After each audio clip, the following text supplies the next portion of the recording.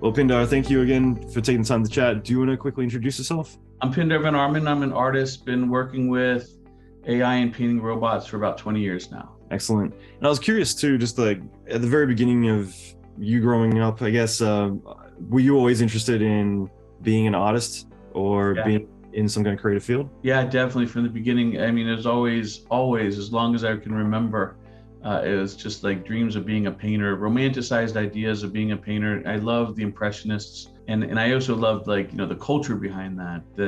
The fact that there was these salons that were rejecting them, but they didn't care, they were just making art with themselves and putting on shows. And that was just the goal. Of course, so I went into painting. And of course, it's a little harder, that thing doesn't happen more than once, an impressionist movement.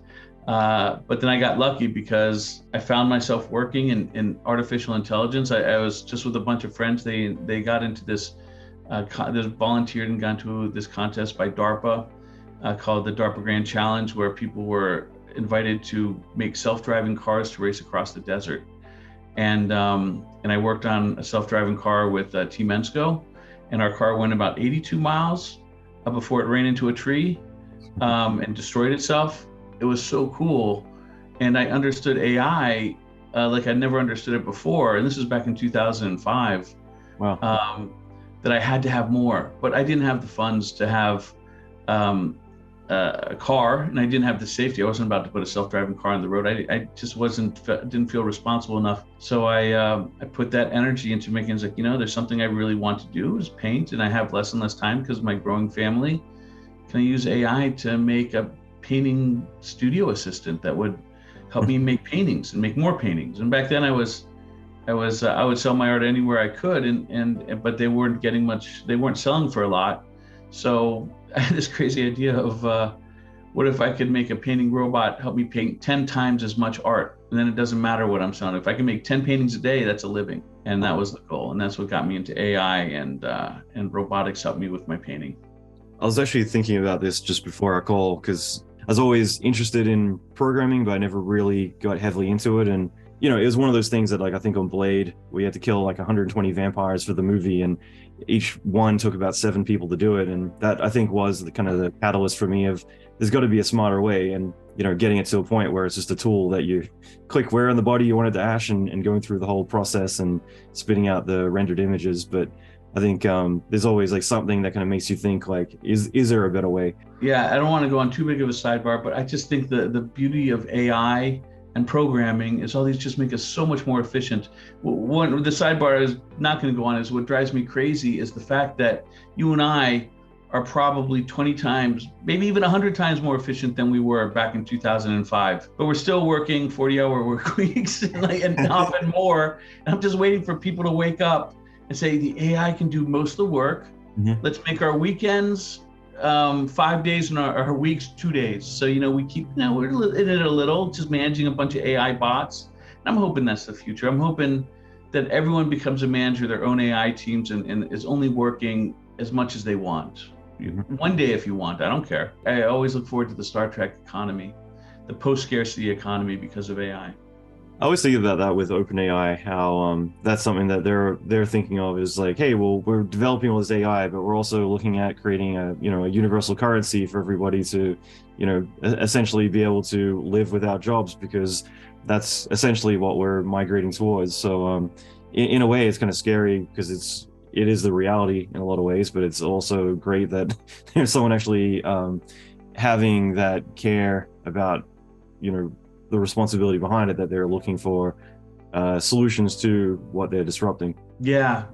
I just hope the disruption comes slow enough. Because I mean, like in the States, for example, I know a humongous part of our identity is our jobs. Mm-hmm. And so, you have people fighting for jobs that are have a lot of like history in them, but could easily be replaced by robots. But if you replace someone's identity with a robot, that's disheartening.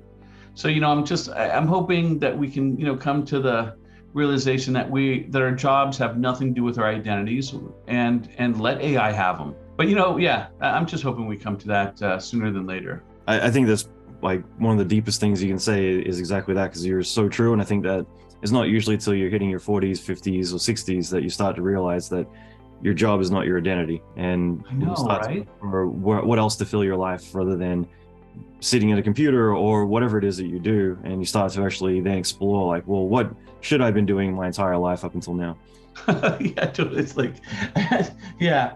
Yeah, no, I mean, it's even like it's so deep in our culture. One of the first things you ask someone, I don't, because I don't like it and I don't like what I'm asked, is what do you do? And it's funny for me because, when I answer it to some stranger, I even have a hard time saying artist because I know what that's gonna involve is more questions because they don't typically believe it, or or they want more details. Like, yeah, but what do you do, like, for a living? And I'm like, and I don't even want to be identified as an artist. I think my favorite thing to be identified as is my family, my wife and my kids. They're the most important thing to me. So, when are we going to break out of this? Hopefully sooner than later.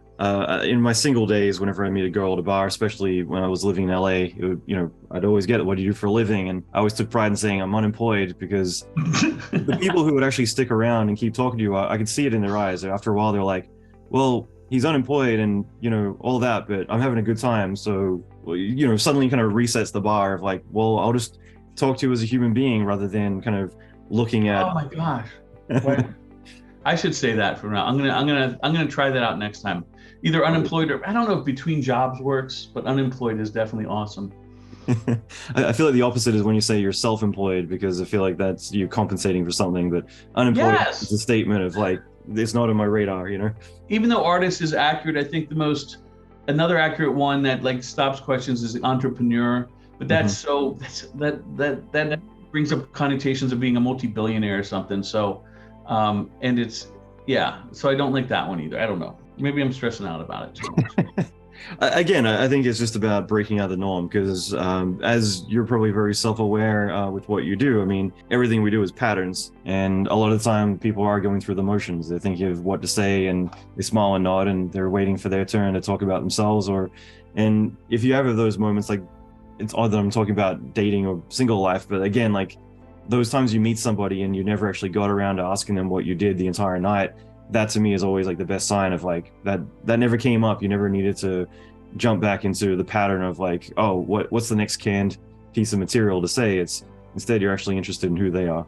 Wow, I'm trying to think back to my first date with my wife. I don't remember. I remember a lot of the conversation, of course, but I don't even remember if it came up. Just kind of going right back to the beginning of your career, was that something that, as a, I'm going to say, traditional or contemporary artist, like there was a bit of struggle just because, you know, the perception of art, as well as just the fact that it isn't as on the surface such a commercial industry? Like, what was it like in the beginning? Was there a lot of success before kind of finding your unique area? No, it was no success, and it was like, in the advice I'd always get from art school, from even like some mentor artists, was separate the money from the painting. If you want to be a good artist, you can't combine them. But this, of course, is frustrating, and no artist wants to hear this, because I was working a day job to support the family, and then I'd get home tired, and I was like, man, can I start a painting or finish a painting? So there's just no time. So, like all artists dream of having a full-time, being full-time, like just being able to concentrate on the art. So there was no commercial success. That's the reason, one of the reasons why I made the robots, is because, I would sell anywhere I could, like I was saying, and eBay was one of the places, and my artwork was selling for between $100 and $300 on eBay. And that is not a career, 100, $200 a day, but 1,000 was. So, that's a great career. So could I make a robot that helped me make 5 paintings a day? It just started off as an assistant, but then I started adding the AI. And even though I added the AI, I was starting getting critical success. It was mixed, because there was some people loved it, tech people loved it, other people hated it, other artist friends despised it, because it was like, one of them, I remember one show I was in, I was like, I don't know whether to be really impressed or really disgusted. A friend of mine told me that when I actually brought a robot to a show. And just, it was just like, it would rub people the wrong way. Reviewers, when I'd get reviewed in a magazine or a newspaper, it would always be, this may look like this was the best, the worst reviews. This may look like a child has painted this, but when you realize it was made by a robot, that makes it much more interesting. Or, they would always talk about what low level it was, but it was still impressive for being machine painted. And that always bothered me.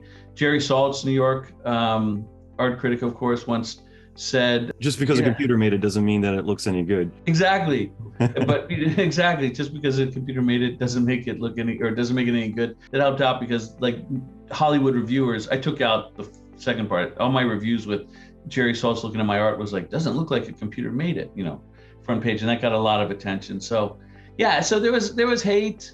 The hate continues to this day by some, but people that feel threatened, like the robots are going to take away their jobs, which they never will. Mm-hmm. No one cares about, like why we love art is we love art because it talks about the human condition, and it takes us closer to the art. No one's going to care what a robot thinks about the human condition. First of all, the robot's not an artist. The AI is not an artist.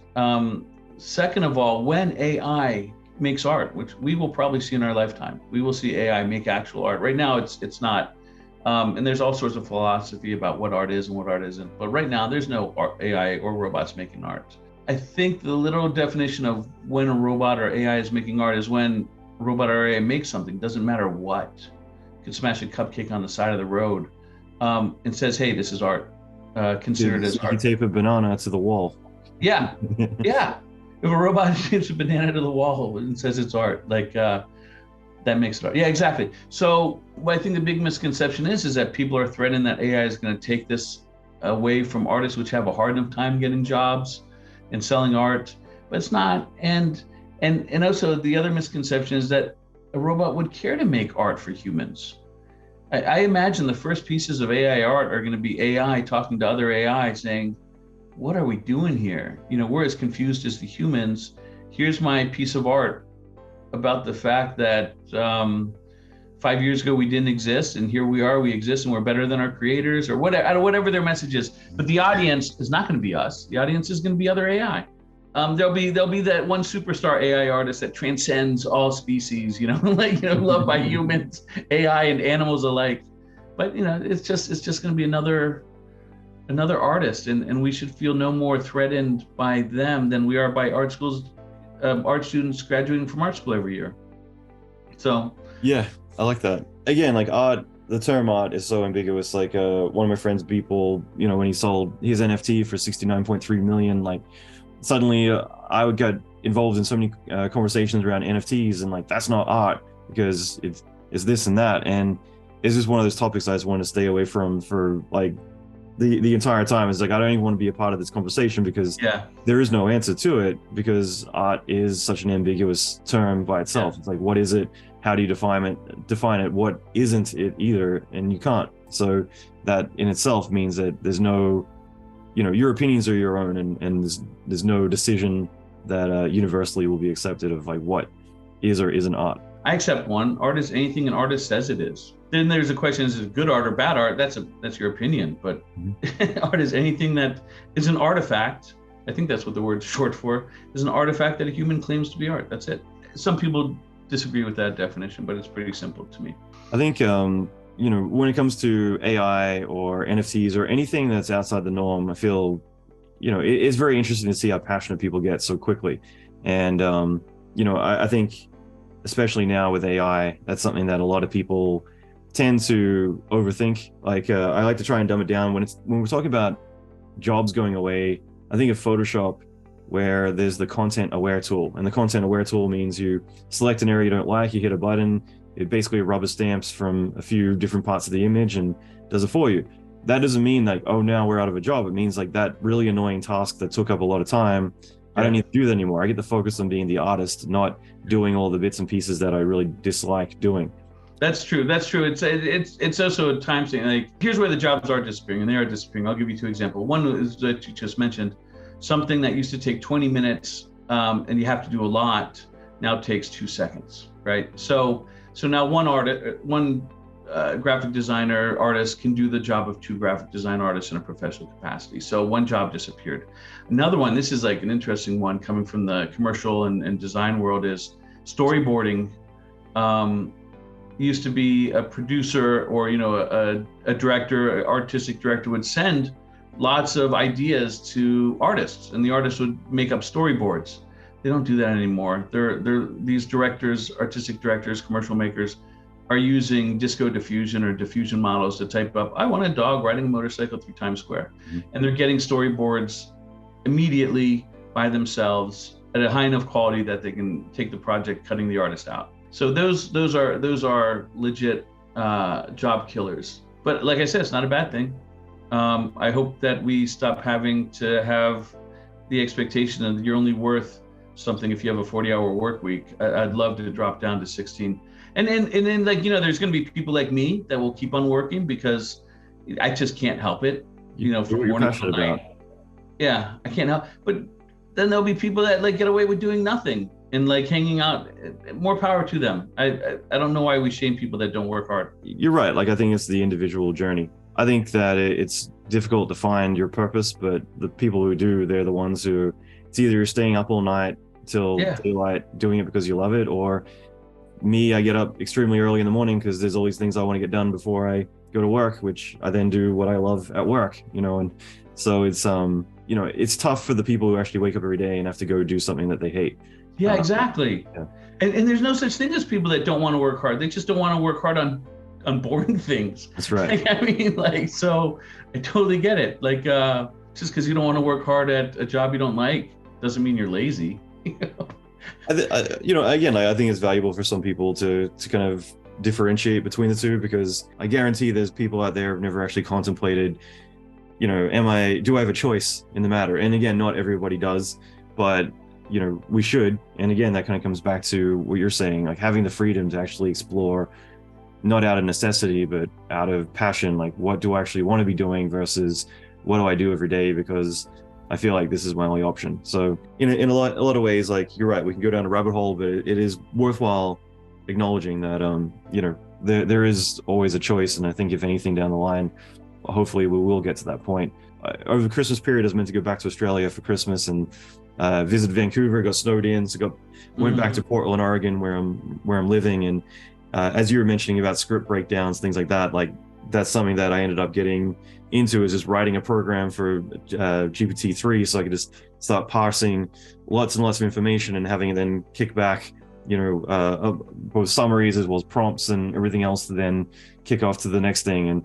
But it is kind of interesting to kind of go down those rabbit holes of like, well, what can I do with this and what can I automate and free up my time to do the bit that, I really want to focus on, rather than having to do the whole picture myself. Yeah, no, wow. No, think of everything repetitive you do when you put together your art. Like for me, repetitive in programming and AI is I love thinking up the algorithms. That's the hard part, right? And then the tedious part is getting the syntax of your code to work and then getting it to compile and getting it. And I'm loving that ChatGPT is being used to write programs now. I would love to explain algorithms to a machine and it's just take care of the syntax, deploying it, putting it on a website. Oh my gosh, I would love that. Because it's always the same and it's always troubleshooting some weird typo or some weird library that's not acting like it should. So yeah, the future is no tedious work, I hope. I feel like in a lot of ways it's like art directing. It's like when you're doing the work, it's one thing, but when you are communicating to somebody else, I want this or do it this way. In a lot of ways, it's what you're doing to the AI. It's not that the computer, like this is something that I've experienced a lot in the 90s with visual effects, was that you're not the artist, the computer's doing all the work. And, it's still, I think, the argument in a lot of ways. But, if anything, it's a chance for you to tell the computer as an extension of yourself, like, this is what I need to get done, and have it, do that. Yeah. And it's getting crazy now too, because, I remember I had a talk in Korea that went over pretty well. And like, it just ended with, it just showed them what my robots are doing for me, what my art looks like without my robots. And I'll be, I'll be brutally honest. I specialize in portraits, and you can see over my right-hand shoulder, you can see my favorite portrait ever, my son Calvin, the largest picture behind me, painting behind me. Mm-hmm. And I can't paint like that. I can't. Whenever I try and do a hand painting, one of the eyes is always lopsided. and then like humans are very good at seeing symmetry. So my faces look monstrous, but not monstrous. I can do an okay portrait, but not a art quality, museum quality portrait without my robots. So my whole point was like, the future is coming. It's getting easier and easier to program these robots. If you want to be an artist soon, you're gonna have AI help you be a world-class artist. If you want, AI is gonna help you write a symphony. And God, something just came out last week that people are going goo goo gaga over. That's like this gorgeous thing from Google to make, describe a song and it writes it for you. You know, anyone like you is going to write a novel. That's what I want to do. I want to write a novel. And so, and it's happening with ChatGPT. It's happening with Diffusion, with Stability AI, with DALL-E 2. These things are making, you know, like people are like going crazy making these awesome pieces of art with words and ideas and awesome collections that go into concepts with very little technical skill.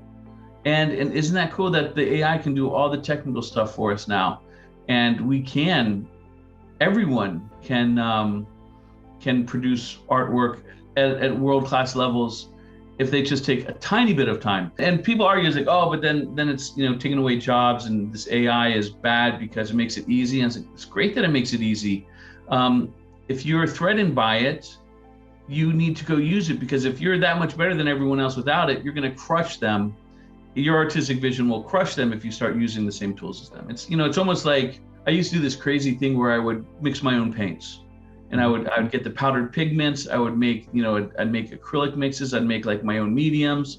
I mix my own paints, and it was cool and it was fun and it was a nice artistic thing to do. But it would be crazy for me to suggest, hey, you're not a real painter unless you mix your own paints, you know. And same with, like, you know, someone had a good argument against people arguing against AI. They're like, oh, if you're an AI artist and you're using a prompt that you didn't design or you didn't train, then you're cheating. And someone responded saying, so you would think that photographers have to build their own cameras? And they're absolutely right. People that don't like the technology, I would encourage them to learn the technology, because if they're good without it, they're going to be even better with it, and even better than everyone else with it. So yeah, extremely well said. And that's what my whole talk in Korea was about. And it was to a bunch of young people, I guess, like college and high schoolers, and it really resonated with a lot of people. And, like, you know, they're like, yeah, I have to add AI to my.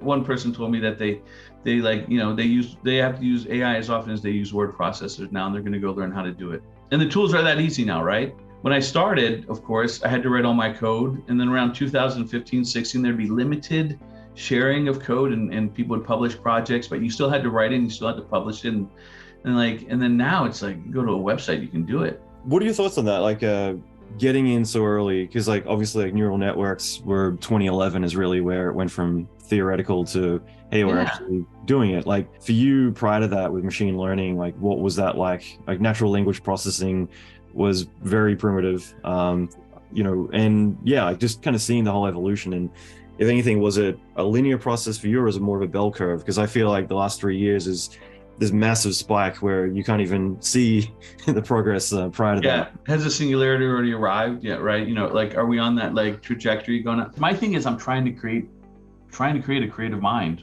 trying to build a creative mind, and I do it with robots, and I've been doing it since around 2005. And it started off with really simple AI. Like I'd finish a painting and the colors were off, and I was like, you know what? I wish it had more contrast. Can I program the robot to have more contrast?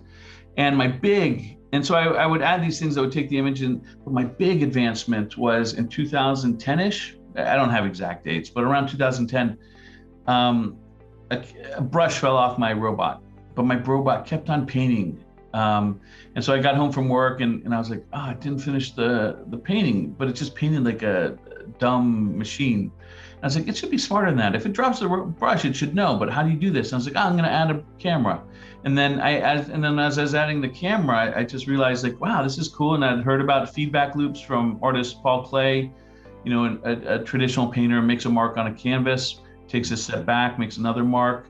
And then, you know, each mark influences the next. And maybe halfway through the canvas, the artist steps back and is like, wait, this isn't going in the direction I want. I'm going to make it more red, you know. So these continual like feedback loops based on how you're doing and how things are coming up and intelligent decisions. That was the big step for my painting robots. But none of these were deep learning. And none of these were neural networks. These were k-means clustering, max nets, traveling salesman problems, all AI, but not what people consider AI right now. People consider AI, strictly speaking, ML. So when I realized I had to start using neural networks was, once again, I'm not a historian, but an artist is, but around 2014 when AlphaGo beat Lee Sedol, whenever AlphaGo beat Lead Sedol, it was making headlines. And I'd experimented with neural networks before, but something in the headlines got my attention.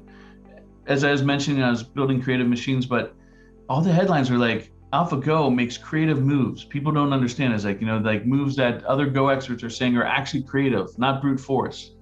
And I was like, creative moves? Like, what are these? What's deep learning doing now? So anyway, sorry for anything I say that's not historically accurate. That's why I'm an artist. I just like, go with the flow and just have memories of working in it. And I don't know all the technical terms. So anyway, AlphaGo beats Lead Sedol. It's creative, and I jump in and I discover, oh my gosh, there are creative things going on. First with CNNs, which were convolutional neural networks. Without going into detail, those are those filters where you can give it a picture and say, paint this like Van Gogh, and your picture comes back painted like a Van Gogh. And then after that, with generative adversarial networks, GANs, that was the big one. That was like, my first project is actually probably my most successful project is I fed it 10,000 faces of celebrities from the celebrity model. There's a famous model of celebrities that's been put together by academics, and it started spitting out images of new celebrities, but really low resolution, 65 or 64 by 64. Yeah. But that didn't matter for my robot, because my robot was going to paint it. So it was like I had this ultimate upscaler. Everyone else is worrying about upscaling 64 to, my robot would pick up a brush and was painting 64 by 64. I didn't care. And there's a specific moment I loved in those GANs. And that specific moment is, in the beginning, it's static, like, but then you see faint images of what could be a face. And then you see it comes into a face. It's like a shroud, like it's a proto face where our human brains are recognizing a face, but it's not a realistic face. And I love that moment, because it's like, it felt like that's how I imagine things when I want to imagine things. I close my eyes and imagine a face. It comes into form slowly out of the darkness. That's actually, but other people imagine things differently. I've talked to a lot of people, and some people imagine faces like Mr. Potato Head. But the way I imagine faces is out of darkness, a shroud appears, and then it gets more and more refined. And I was like, are there GANs running in our brains? Is that a fundamental part of creativity? And so I just made all these paintings, like 256 of them. And 128 I gave away. I don't know what's happened to all of them. I still have like 30 of them. But these AI imagined faces won first place at Robot Art 2018, $100,000 contest. It's my most successful sale in crypto art. One of them sold for $350,000. There's more news coming soon about them, because just their popularity continues, and that was the breakout for me, those GANs. And it wasn't until using GANs that my art practice broke out. It wasn't until I was using GANs that I felt that my robots were creative. I'll never claim that my robots are artists, because, as discussed earlier, they're not declaring what they make as art, but I will go on the record saying they are creative, and they're about as creative as a high schooler, maybe even as creative as a college art student. And sometimes I just feel like I'm the instructor working them. And I say about half my paintings I make with them, I let them make every last decision. The other half, I step in as director and change the course of the painting here and there. And the ones I do are better. The ones they do can sometimes turn out horribly, and I never show anyone. So, and then this explosion happened where you used to have to be technical to do this kind of stuff. I wrote all my own GANs. Now it's like, you don't need to be technical anymore. It's great. And you're seeing people go crazy, and you see beginners making art. How can you rate art and measure art between artists? But you see people that are very new to the space doing just as good and making art just as beautiful as established veterans. And that's really interesting. That's really fascinating to me. There's a few things I want to say, but one thing, back in the day when, these days there's so many images out there, you kind of lose track of it all. But like, let's say again, back in the 90s, I would collect a lot of reference material, just things that inspired me and things like that. And just one thing you said earlier, especially 64 by 64 tiles, but there were certain images I kept where I had like the thumbnails, like literally like a proper thumbnail size. And it was something about it where like I've clicked on the high res image, it's a completely different image. So I'm like, I can't save that because I don't see that in it. But when I get the thumbnail, I'd see this completely different idea. And like, I'd end up with these like tiny little images, because me squinting essentially would be me looking at that saying like, oh, that gives me this whole other idea that it Oh, isn't even interesting. that. It's just I'm interpreting it that way, and it always was something that stuck with me. I get these tiny little images because the real image is not what I'm seeing, but when I see it from that squinted, 1,000-foot view, I'm seeing this whole other idea or whole other world in there, which always stuck with me. That is interesting. Yeah. I just think it's interesting because it's almost like a diffusion model. Like it Exactly. starts really blurry and then you add to it, and the blurrier it is, the better. I think that's my AI faces, which basically look like shrouds, right? And you can see a darkness, and the animation brings a shroud out of the darkness. I think it has that effect where, Mhm. since it's so ambiguous and not realistic, it's more relatable. It's like your brain's doing more interesting work. This is the favorite thing I did with my robots on those is I didn't tell my robots when to stop. I put the GAN in, I had my robot start painting the images as they appeared, and then at the same time I had another algorithm that was doing facial recognition. And as Mhm. soon as that facial recognition algorithm kicked on, saying I see a face, the robot stopped.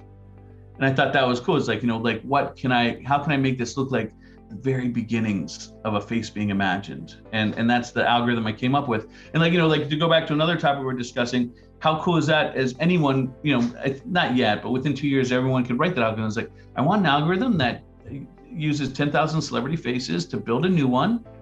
And at the same time, as it's going through its epochs, I want another algorithm detecting whether or not there's a recognizable face, and then stop and show me that. That would be writing a program. Wouldn't that be crazy awesome? I That's bet right. ChatGPT can do that pretty soon.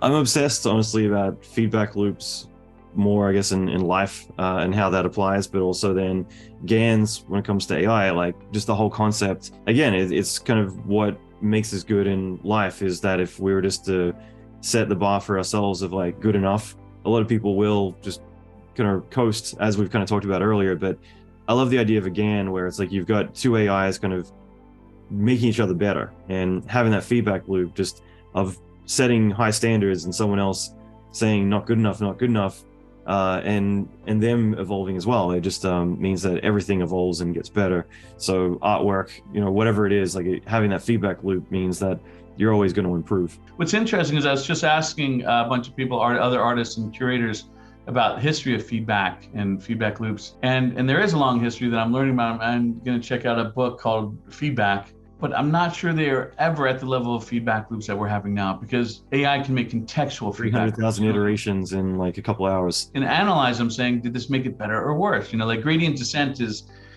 beyond gradient descent. Gradient descent is like when the AI is trying to find your solution and it's getting closer and closer and closer and it finds it. But I mean a better feedback loop, like at the level of Paul Clay's feedback loop, the AI then looks at it and says, okay, does this have good composition? Does this have good color? Does this have good whatever else, aesthetics? Does it have a triangle composition? And then based on yes or no's to all those questions, it says, okay, let's do this again with more contrast and a triangle composition. That is real feedback loop when it gets contextual, and there's analysis and there's intelligence. Yeah, it's going to be fascinating to see what people come up with.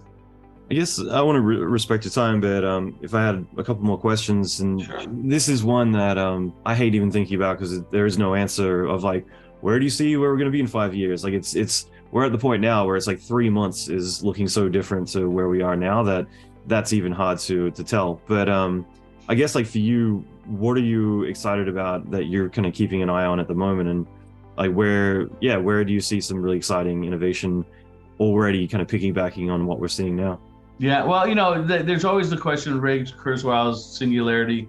I don't know if he coined the term, but he talks about it a lot. He may well have coined the term. It's like always like 1940, not 2040 or 2050.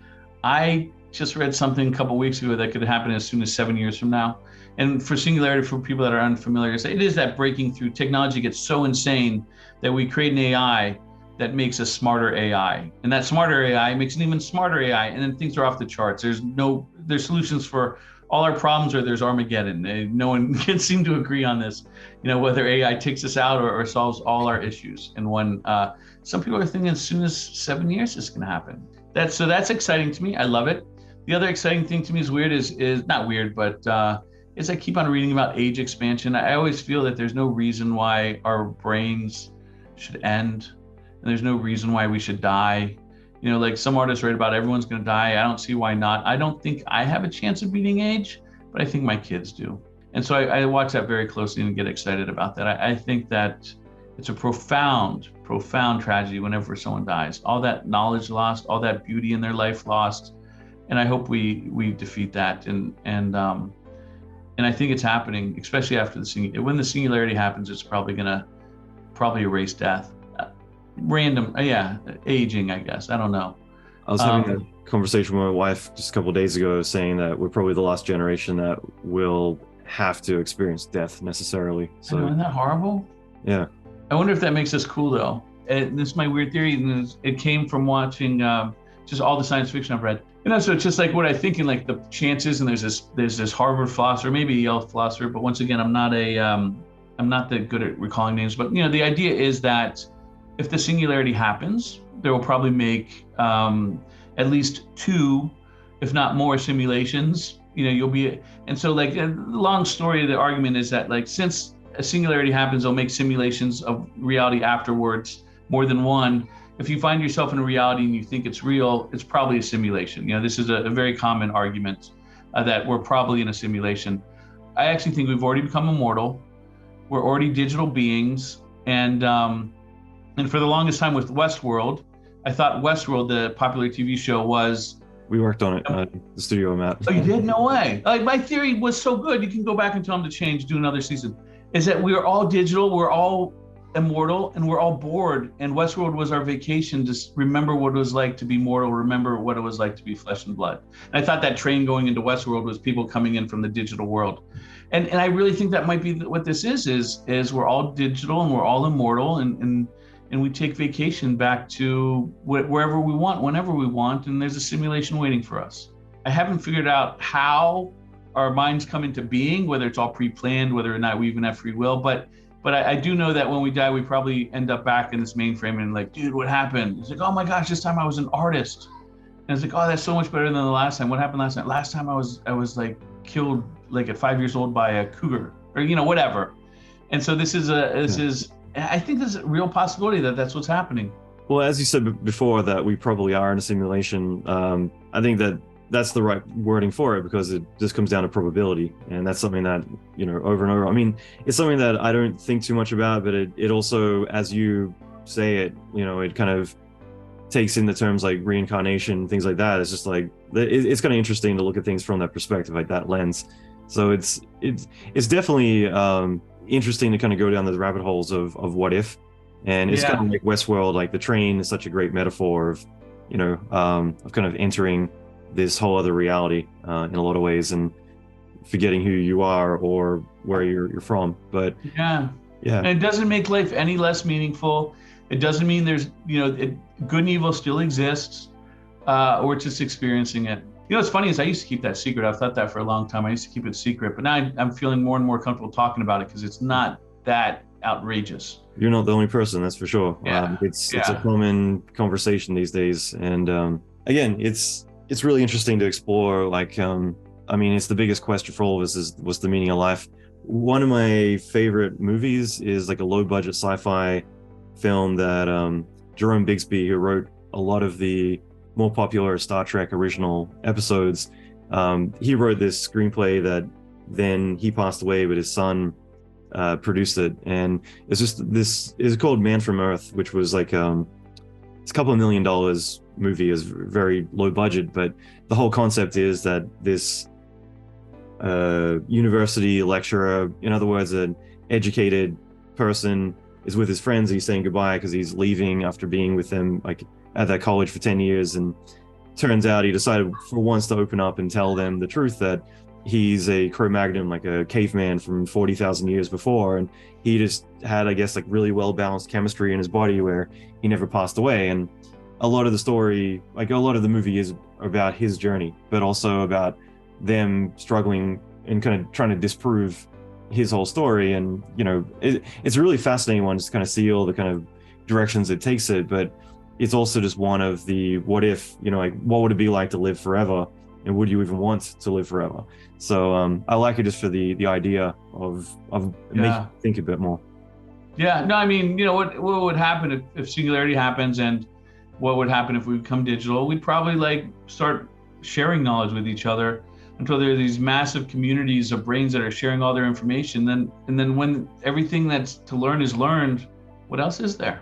Mm-hmm. Yeah, like would you want that? I'm not sure. I'm not It goes sure. back to what we first talked about there's more to life, such as finding that passion, that drive, which is usually going to be your family, the things that kind of ascend the remedial things that we self-identify with. Yeah.